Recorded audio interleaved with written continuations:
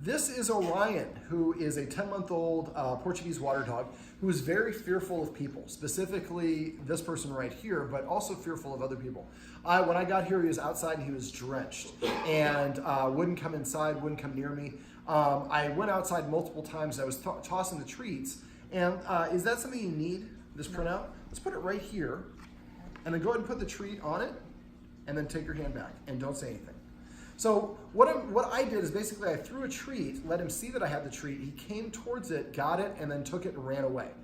And I just kept on doing that to create a positive association with him. What I want the dog to do is feel empowered. I approached, something good happened, and then I got to leave. Now, I'd like him to come all the way to me if he could, but that was way too much for him. So at first he would just come, he wouldn't get closer than like 10 or 15 feet. And after a while, I was able to throw it, and he was able to come like 13, 12, 11, 10. And he got, and then after he kind of started staying away, I went back inside, we chatted with the family, I went back outside, and then he came again, and this time he was taking treats out of my hand. And, but again, it was very tempting to try to grab his martingale, but I didn't want to do that because that kind of breaks the trust. When the dog is saying, I'm uncomfortable, I'm not comfortable around humans, the more that we snatch at the human, the more that the dog's like, oh yeah, you validated exactly why I'm fearful, you're trying to snatch me. So we don't want to do that whenever possible. Now the problem is he will stay outside all day long. He would actually stay under the deck, and this is ridiculously cold, so the family built around the deck so he can't go down there. But he's trying to stay away from them. Now the guardian's done a great job of walking him, which is one of the things we like to do, but he still walks behind her.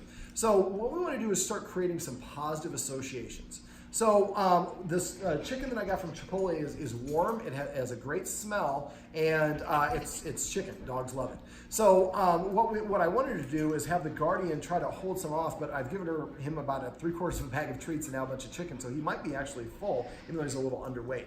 So I brought him over my dog Callie, and that's actually how we were able to get him inside because he's very comfortable with dogs. So one of the things that he's going to do is his guardian's going to start bringing him to our large breed puppy classes so that he can actually have some time around other puppies as well as around other people without anybody trying to do anything to him. No petting, not trying to talk to him.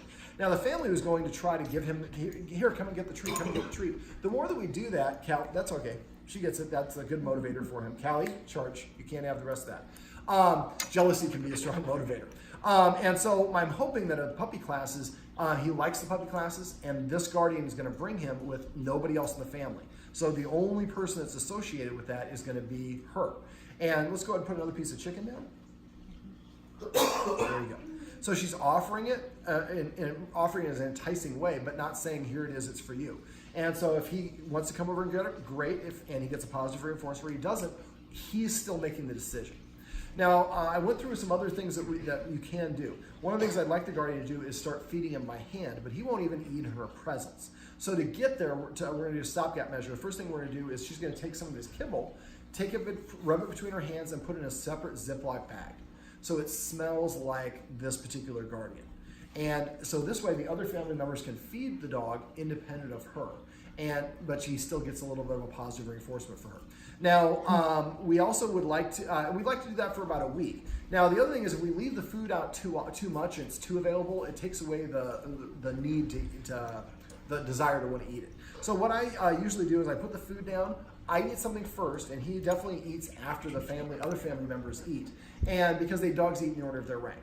And so if we eat something first and then he gets to eat, that helps him see himself as being more of a follower position.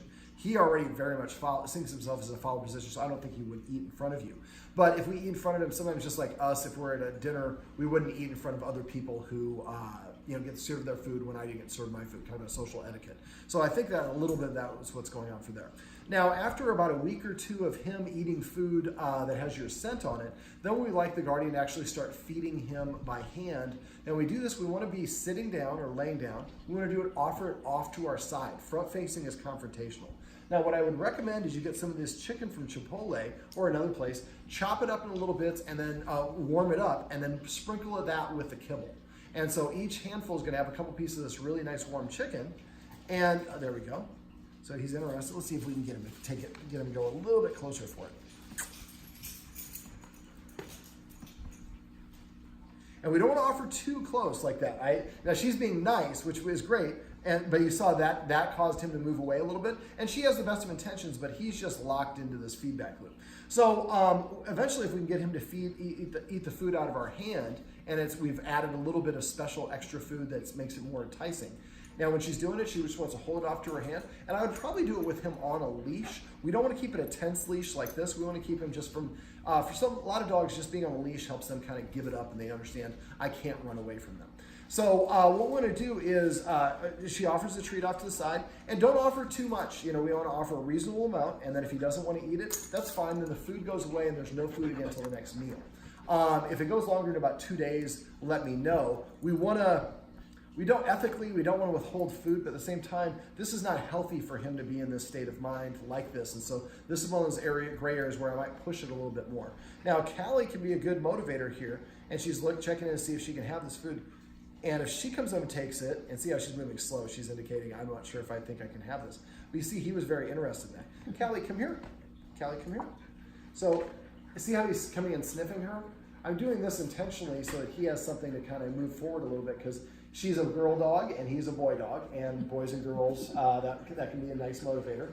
And so he gets a chance to kind of sniff her, and you see his mouth is quivering a little bit, and that's exactly what we like. Now, Callie, I know, is very comfortable with this. I wouldn't force a dog to do this if you're not comfortable with that dog. Callie's my best behaved dog, and that's why I wanted to have her come over. Yes, California. She's a bit of a barker usually, but she's not doing it right now. All right, now something else we want to do is I'm going to show the guardian, probably with Callie, because I don't think he's going to be willing to do it, something called a conditioned emotional response. That as a dog behaviorist, one of the things that I try to do is if a dog's fearful of something, I try to break it down to only one sense. Like maybe just the smell of something, or just the sound of something, or just the visual of something. Callie, let's come over here. Let's offer your butt. That's going to be a little bit more enticing. There we go. Good job, California. I brought her over for some butt duty. And so for a conditioned emotional response, what we're going to do is we want to introduce the scent of the mother to the dog without the presence of the mother. And so I'm going to show you here in a second. Yes, you want to go away? All right, I'll let Callie go ahead. Callie's like, I know where the chicken is. All right, so to do a conditioned emotional response, what we're going to do, Callie, I'm going to do it with the treats here. There you go, buddy. Yes. And I did talk to the family about potentially fostering, because I think having another dog in the house could help, but this is the family's first dog, so I don't want to load them up with multiple dogs. It's great that they're taking a dog like this that needs a lot of work. Here you go, sweetheart. And he's not interested. All right, Callie, sit.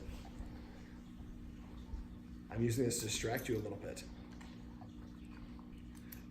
Very good. See, he's not trembling. He's still leaning. That's a good indication the dog's uncomfortable when he has his legs out. Now his legs are here in front, which is what we're looking for. So for conditioned emotional response, I do this with dogs that don't like the muzzle or a collar or a leash or whatever it is. So we're just going to use this, but this would be representing a small hand towel that you're going to wipe yourself down with in the morning when you wake up or at the end of the day. What we're going to do is, Callie, sit. So I'm going to have both of them behind my back. Sit.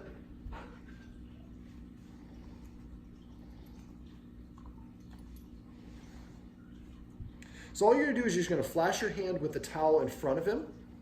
And all he's got to do is just look at it at first and then drop a treat on the floor. And that's probably all he'll do. And they keep on doing that until he's like looking at it pretty much right away. Anytime you pull it, and afterwards pull it behind your back. So she looks at it, treat falls from the sky. She's like, I just want the treats. He's like, I just want her. So the idea is we're kind of going to use a back and forth motion with our arms like this. So we'll flash it. Dog leans towards it at first. We drop the treat and then let the dog get the treat. And then we flash it and pull it behind our hand. And as soon as this comes back, that's when we're dropping the treat. So we would do this maybe for about 10 treats or so. And then after the first day or two, he'll start leaning towards it. Then you want him to touch it with his nose. And as soon as he touches it with his nose, then we drop the treat. Or you might make him take a step, at first just lean towards it and then eventually take a step. But eventually he's going to want to sniff it, and this smell is going to become associated with getting the high value treats. Now, if you won't take these, then we can use the Chipotle chicken for that as well. So this way the mom is not present. She's out of the room, or maybe you're at work. And this is what we like to see, the dog sniffing. That's how they should meet, through scent. So we're talking about scent. So basically now the mom's smell is associated with these high value treats or the Chipotle chicken. And after a while, the dog starts moving towards. Kind of like what I talked about. I can't remember, we shot this video twice, so I don't remember this first one. To get him to come to me, what I did is I threw a treat. If he was like way far away, I dropped a treat there. He came close enough to get it, and then he would walk away. And we keep on doing that, and eventually got closer and closer and closer. I call this breadcrumbing. But eventually the dog came close enough to the point where he would take the treats out of my hand. And so that's one of the things we'd like to do is with ECER, or conditional emotional response, is have him get closer and closer to that smell. Now, the guardian also does like to take him on walks. Now, he stays really far, about 2 steps behind her, and doesn't interact with her at all. And if she goes in there, that's fine. That'll be helpful for him. And so basically what I'd like the guardian to continue doing is going on these walks, but have those high-value chicken with you. And then basically stop every time you get to like steps or some rocks or something in front of the house where you can sit down. Lower we are, the more accessible we are for the dog. And we're just going to hold the treat out to the side like it. Now, he's more interested in Callie than he is with the treat. We're just going to hold it off to the side, and if he comes and licks it up, great. And if he doesn't, then we're going to, and she can have it. That's until we sit. Yeah, there you go. So what we want to do is create some positive associations. So now the smell of mom equals treats. Now when mom takes me out on a walk, I get treats from every time we stop. And she's doing it off to the side, so I feel more comfortable and more approachable like this. There you go. And then we're also going to be doing the hand feeding. And then the last thing we're going to do is she's going to be bringing him to our puppy classes this week for socialization time. So there are other puppies there. So hopefully he can kind of have that positive association. He should start looking forward to that ride and going to puppy class to play. Now there's other things we can do. We'd like to teach him like a hand targeting exercise. But right now he's just so fearful. We're just really worried about just getting him in the house and having him feel a little bit more comfortable. All right, well, come here, buddy. Come. Now I don't want to pull him. I could. But that's going to kind of activate his opposition reflex. Callie, come here. So I'm going to use, sit. Come here, buddy. Come here. So if I ever do, I do kind of a rocking motion where I try to get him to go a little bit, and he's not having any of it. And part of it is because mom is right here. And so, but we don't want to force him to do that. We also don't want to pet him when he's fearful. If we pet a fearful dog, we'll make him more fearful. So that's a very common mistake that people make with dogs. So what I'm going to do is I'm going to have mom take both of them out. We're going to go for a walk together. So we again have another positive experience.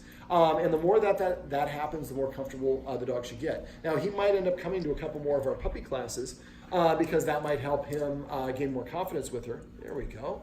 Come. But this is Orion. This is California, and I'm David. And these are some tips and tricks you can use if you have a very fearful dog around new humans.